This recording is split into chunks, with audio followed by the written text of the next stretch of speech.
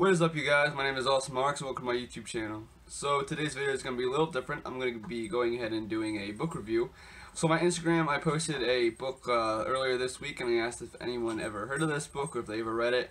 A lot of people said no, so I figured that I would go ahead and do an overview of this, because I think if you want to be successful in anything in life, that this book needs to be read. So this book is The Slight Edge by Jeff Olson.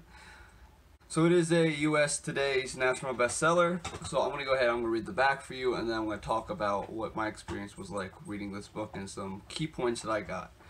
So the Slight Edge is a way of thinking that enables you to make the daily choices that will lead you to the success and happiness you desire. Learn why some people make dream after dream come true, while others just continue dreaming and they spend their lives building dreams for someone else. The Slight Edge is not just another self-help tool for traveling the path to success. It is a doorway to creating powerful results in any area of your life by using tools you already hold within you. So essentially, that's exactly what this book is. Just changing your philosophy, that way you do daily things every day to work towards your goals. So it talks about a couple goals that every person should strive to make better. And that includes your health, your happiness, your friendships and relationships, your personal development, your finances, your career, and your positive impact on the world. And then I added one personally for myself, and that is my faith. So those are some main things that I just want to improve every single day. I actually wrote down on a notebook. That way at the end of the day I can go back and I can say if I did something to improve that or if I didn't do anything at all. So this book talks a lot about compound interest. For those of you who don't know what compound interest is, I'm going to go ahead and explain it. So I'm going to use the stock market for example. So let's say I invest $1,000 at a 7% return on investment. So that means after the first year, my $1,000 will turn into $1,070. So let's say that I continue this with the compound interest. The next year, my $1,070 will turn into $1,145, and then the following year, that $1,145 gets multiplied by 7% again, and that adds on to the principal. So now my whole return on investment is $1,225. So after 3 years, my $1,000 is now $1,225, and that's the power of compound interest. So you essentially saw what it turned into after 3 years. Now after 20 years, this $1,000 will turn into $3,869. So therefore, almost quadrupling the amount of money that I had. The book also talks a lot about how people live paycheck to paycheck. So instead of paying off their debt or maybe investing any money, they go ahead and they go out to the bar every Friday night. It also talks about 3 different lines. So you have a failure line, a survival line, and a success line. So let's say we're all starting at the failure line, which is at the bottom. And the survival line is in the middle, and the success line is at the top. So a lot of people will work their way to get out of that failure, and they get up to the survival line where they're feeling pretty comfortable, and then they just stop there. However, nothing in life plateaus, and that's exactly what this book talks about. So you're either increasing whatever, or you're decreasing. So they hit that survival line, and then they come right back down to the failure line, and they realize they're in the failure line again, go back up to the survival line, back down the failure, back up to survival. So it talks about if you continue doing these daily disciplines, not only when you're on the failure line, but when you're in the survival line as well, you'll bump up to the success line and continue growing. For this example, I'm going to go ahead and I'm going to use your health. So let's say that a lot of people start going to the gym. Every January this happens. They go for the first month or so. They feel pretty good about themselves after a month or so, and then they stop. Why? Because they start at the failure line, they hit the survival line, they felt okay, that this is what I wanted to do, and then they stopped going. And what do you know, about 2 months later, they're back down at the failure line, and then they gotta start all over again. The book also talks about how all these daily tasks that people do that lead to success is so easy to do, but it's so easy not to do as well. So let's just say that every time I go to work, I have a glass of soda with my lunch. So I could either go ahead and get that glass of soda, or I could drink water for the day. So a lot of people are saying, oh, it's just a glass of soda, what's the big deal? However, if I do it 300 times a year, that's 300 glasses of soda that I drank when I could have had 300 glasses of water. So it's basically saying that the little things you do every day build up to a large thing. So let's say that I go ahead and I eat cookies every day.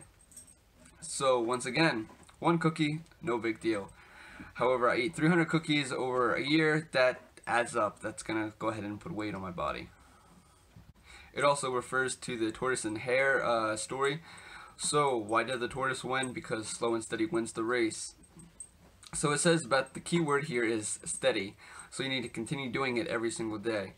So let's say brushing your teeth. You do it every single day. That's why your teeth stay clean. But what if I just went ahead and I brushed my teeth for an hour one day? So that's the same amount of time that I brushed my teeth in a week or so, but I just did it in one day, so I knocked it all out. It doesn't quite work that way. You have to continually do it. That's why steady is a key word. So same with working out. Let's say I wake up in the morning, I go for a 3-hour walk, come home, eat, maybe take a nap, get up, and I work out for another 2 hours. Great, I worked out for 5 hours. And then for the rest of the week, I just stand there and do my normal thing. Like I said, this does not have the same effect as continuously doing it over and over again. So what if I worked out for 1 hour each day instead of 5 hours in that one day? That 1 hour each day is definitely a lot better than doing the 5 hours in one day.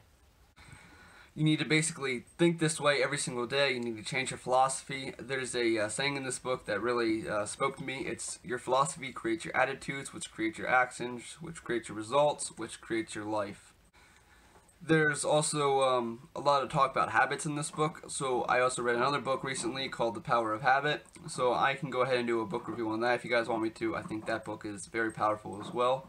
So 7 slight edge habits that they talked about here is to just show up. So the guy in this book talked about his daughter who went to a Ivy League school. She said that the average GPA there was 4.0. Everyone got in the top 5% of their SAT scores. And what do I do? So basically the dad just said, show up to class. And that's exactly what she did every single day. She showed up to class and she studied for 2 hours every day. Ended up finishing the top of her class.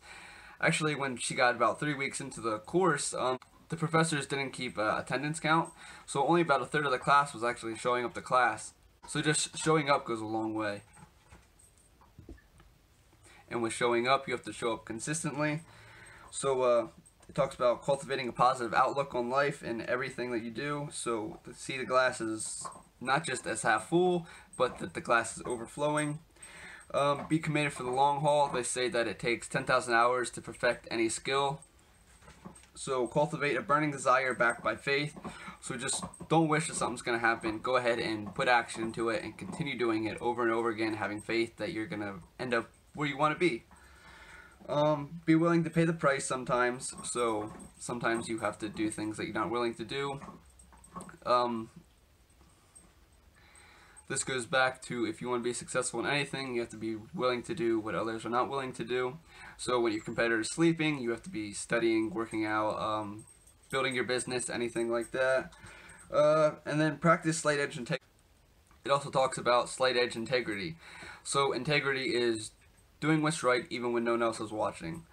So let's say it's 7 a.m. on a Saturday morning. Your alarm goes off. Are you just going to stay in bed because it's just you and your wife there, or you and your spouse, and then no one else really cares? Are you just going to lay there, or are you going to get up, go work out, study, you're going to work on your business, anything like that?